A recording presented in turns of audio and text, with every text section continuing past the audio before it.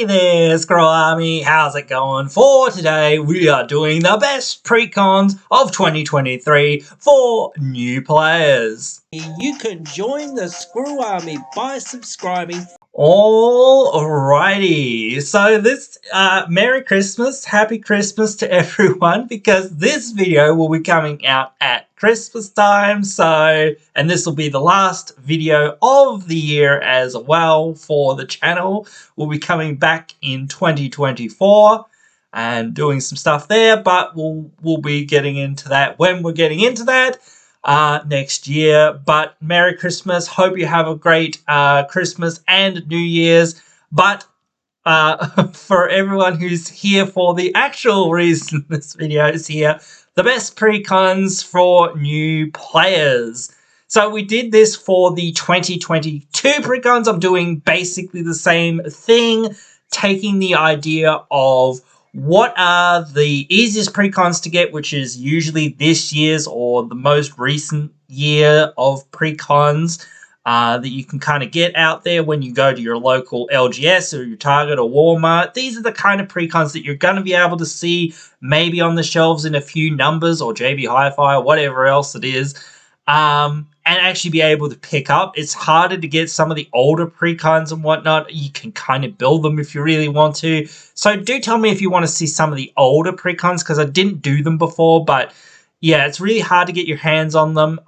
So it's not really that worth it. But if people want to see it, obviously I'll do it, but still, whatever. At any rate, I will be talking about this from the perspective of the new player, and saying, well, this is a gate ramp onto getting into the format. And so I'm picking decks that are simple to, play, simple to upgrade, and don't really cost a whole lot to really get going with from the get-go, so that you can get a fairly smooth transition into the more, general area that most people play at in the regular casual community. So yeah, that's what we're doing, and we're going to look at our first deck.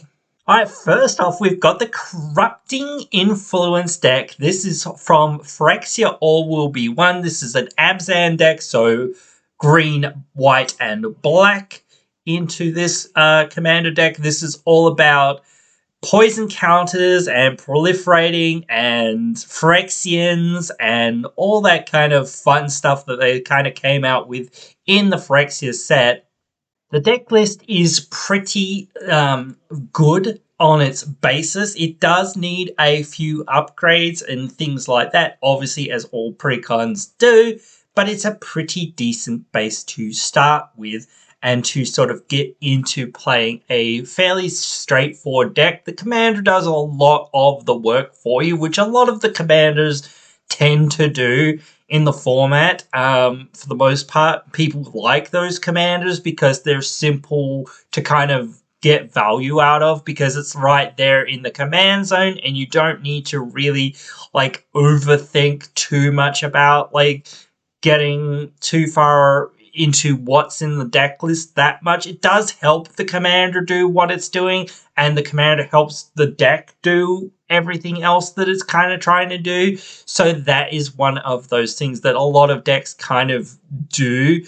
But yeah, there's obviously better commanders than this, but just for a starting point, it's not bad, and you can easily make it pretty darn good. You don't have to go down the route of making it too powerful, obviously, but if you want to, obviously there is that option, but still, it's just not really that important. But it's certainly a decent deck to get in for a family member or yourself.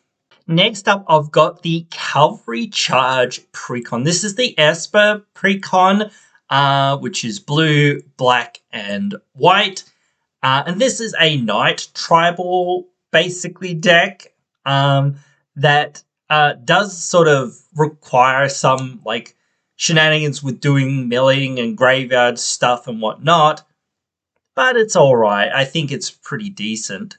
I think that the deck list kind of bears this out. It's a pretty decent deck list.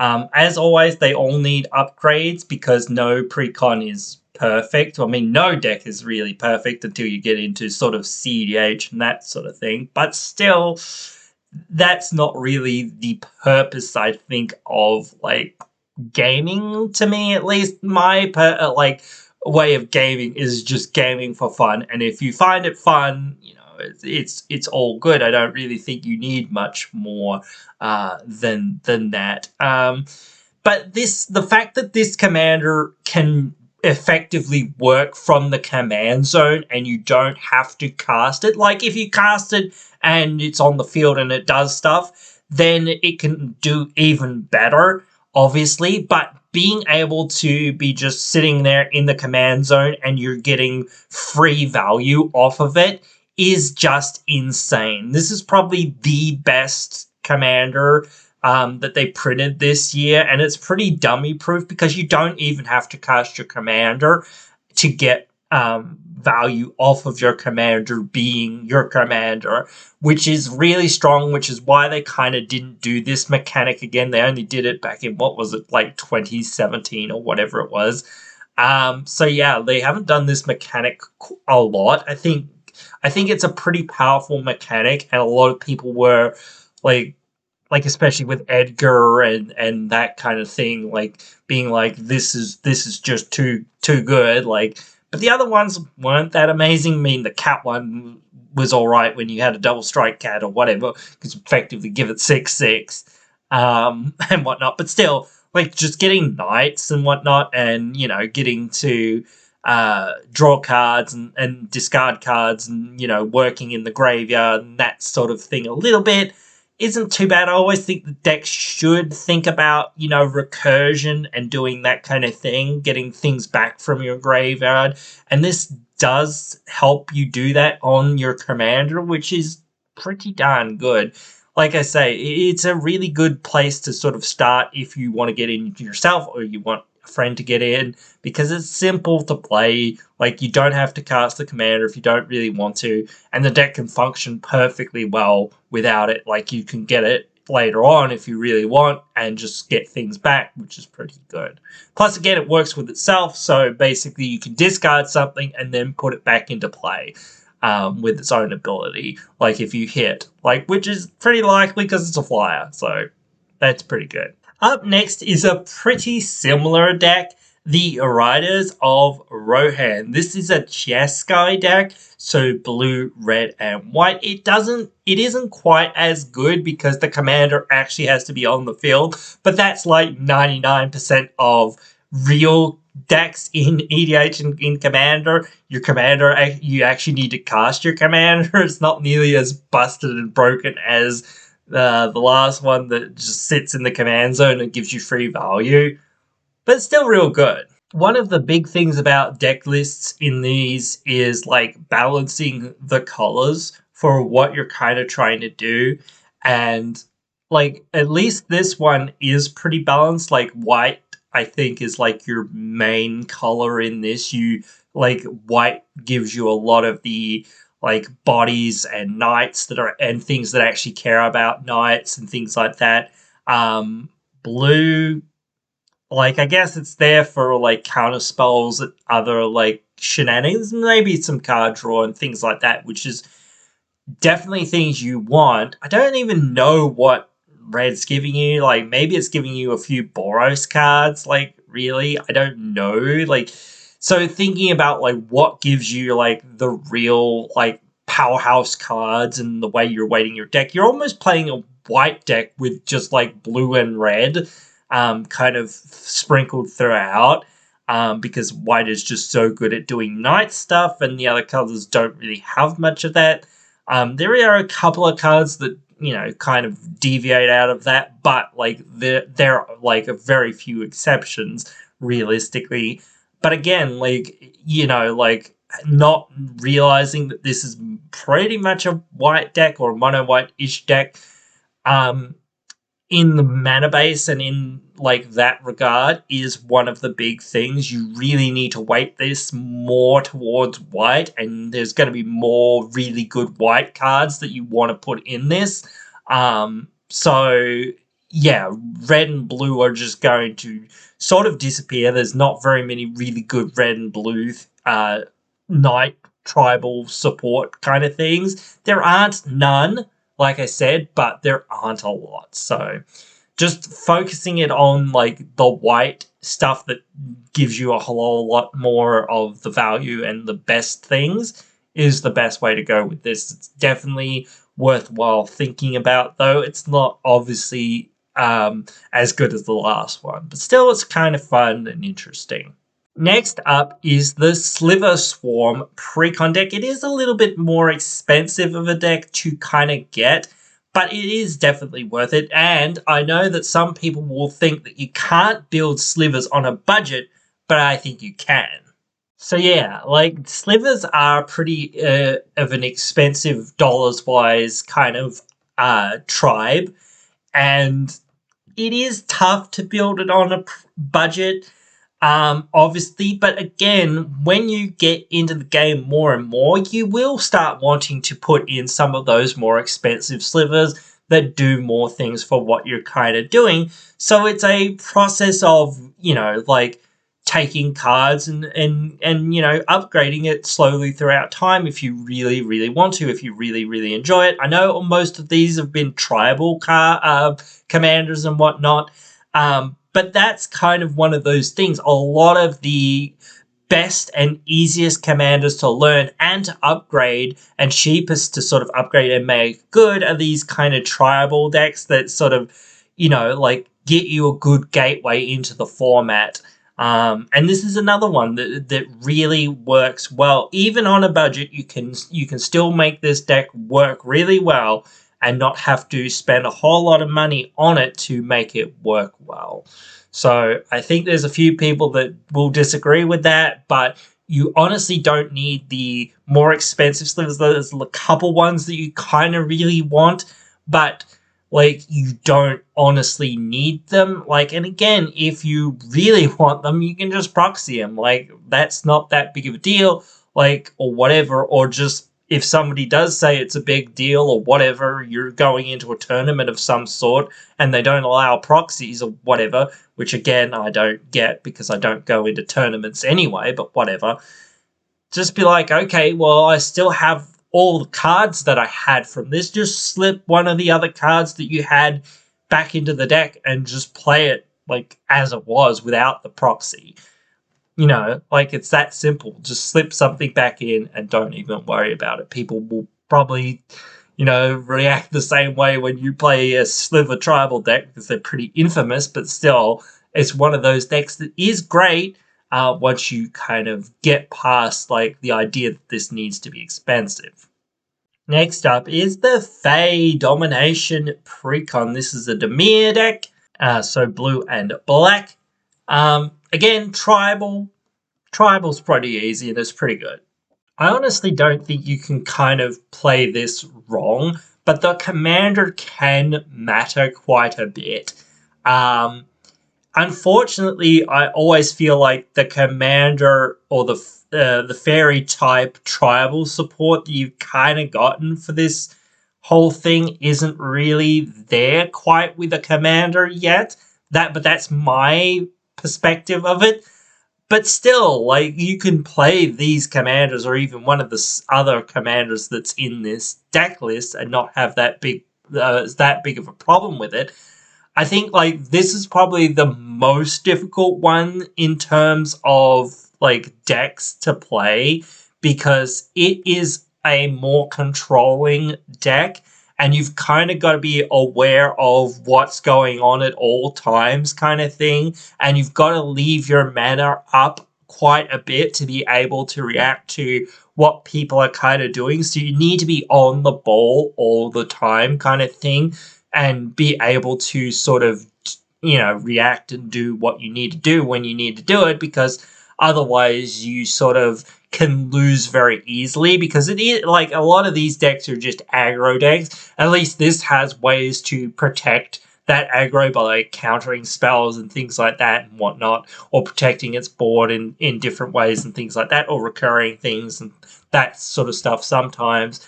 So those are the things that you really need to watch out for, or just anyone like comboing off or whatever, just like winning the game out of nowhere, crater hoofing or whatever, because it is a pretty slow deck, honestly. You have a bunch of flyers, but they're not very big flyers. So, and there's not very many ways, not none, but not very many ways to really buff them up in these colors to make them more threatening and do more than what they kind of do. So you're playing this really like nickel and dime kind of deck that really needs a lot of time to sort of like turn the corner and kind of be lethal. You could go for like a Voltron kind of theme if you really wanted to make the commander just like the win con, but that requires a lot more work, I think, than what you can kind of invest with cards that are actually kind of good with the deck, because you're already playing like decent flying fairies anyway to counter spells and to do all these shenanigans and whatnot. So it's not that worth it to cut those just to try to be a Voltron deck. Like, and the other stuff that's in here, again, is just a lot of removal and, you know, interaction and that sort of thing, and then ramp and that sort of thing, and then your land. So you're just, like, not going to cut hardly anything except for, like, better versions of card draw or whatever, that sort of thing, or better fairies or whatever, that sort of thing. So there's not much space to really make it a deck like that. It doesn't really work that way. So you're already kind of like engrossed into going that direction of, I'm going to counter spell stuff and kill stuff and whatever, this sort of thing, and nickel and dime and hopefully get there at the end. So it is a little bit annoying in that regard, and can kind of seem like one of the decks that people like kind of hate. But again, it's quite a good deck, and it doesn't take much to take it to the next level and to make it decently good. Although, again, it can be controlling and a bit annoying to sort of face against or whatever, especially for people that are just sort of on the, you know, newer side of playing these games. Even it could be annoying to someone like me who prefers just that more straightforward sort of style of gameplay and whatnot, for the most part. But hey, it is what it is. There's a lot of annoying things in the format sometimes, so you have to deal with it. I'm going to round it out here for this one and just say all of the Lost Caves of Ixalan Commander decks are pretty decent. I'm not going to go through the deck lists here on this one because we've got already all the precon face cards here, or the faces of them here, all the boxes. So yeah, like, these decks are all pretty good. Like, I don't know, like, it comes down to personal preferences, honestly, in what you like, and what kind of tickles your fancy. I know some people really don't like certain creature types or whatever and that sort of thing, or really just like other types, or like the sound of other types, just because it sounds kind of cool or whatever, and that sort of thing. So yeah, just pick what sort of allures to you. You've got dinosaurs, you got vampires, you've got pirates, and you've got, you know, merfolk, which is like mermaids, I guess, kind of thing, for those people who don't know what merfolk are. So yeah, like everything else, I think everyone understands what they kind of are. Like merfolk are kind of like one of the weirder ones, I guess, that are kind of just in like D&D and Magic kind of settings for the most part. But they're like fish people, I guess, for the most part, or whatnot, that sort of thing.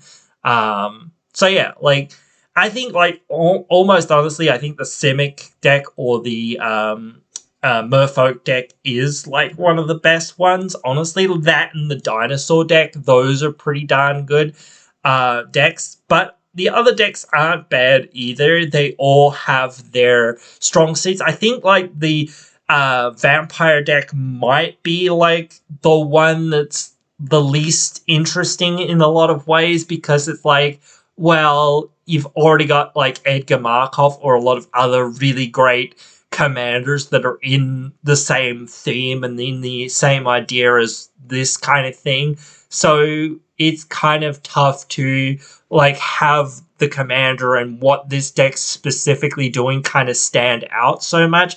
You're either just like, I always said this when it came out, I felt like people were just going to pick it apart just for the good vampires that they wanted for other decks, or for the new cards that did stuff for the tribe and that sort of thing.